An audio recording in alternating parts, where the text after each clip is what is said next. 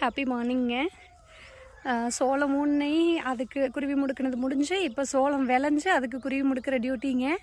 காலையிலேயே கிளி வர்றதுக்கு ஆரம்பிச்சிருச்சு. அம்மா சமையல் வேலை பார்த்துட்ருக்குறாங்க ஆஸ் யூஷுவல். ஸோ நம்மளுக்கு இங்கே டியூட்டி. ஒரு ஸ்பீக்கர் வச்சுருக்காங்க, அது சவுண்ட் பண்ணிட்டு தான் இருக்குது. பட் அதெல்லாம் கிளி ஆகட்டும் குருவி ஆகட்டும் பாதர் பண்ணுறதே இல்லைங்க.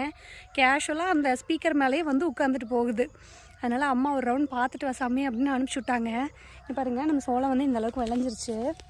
தெரியுதுங்களா எப்படி கொத்தி எடுத்துருக்காங்க பாருங்கள். ஸோ ஒவ்வொரு பூட்டையுமே இப்படி தான் கொத்தி எடுத்துருக்குது.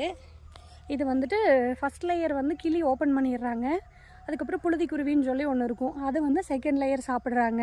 அதுக்கப்புறமா மயில் வந்து கொஞ்சம் வெயில் வந்ததுக்கப்புறம் அவங்க எட்டி தாண்டி கொத்தி அப்படியே தட்டோடு சரிச்சிடுவாங்க, சரித்து சாப்பிட்றாங்க.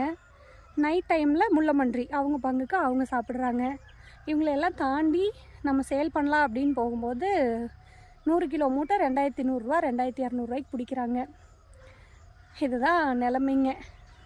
உங்கள் ஊரில் எல்லாம் என்ன ரேட்டுக்கு சோளம் போயிட்டுருக்குன்னு எனக்கு சொல்லுங்கள். அண்ட் இந்த கிளி முடுக்கிறதுக்கு ஏதாவது உங்ககிட்ட வேறு ஐடியாஸ் இருந்தால் எனக்கு தயவுசெய்து சஜஸ்ட் பண்ணுங்கள். தேங்க்யூ.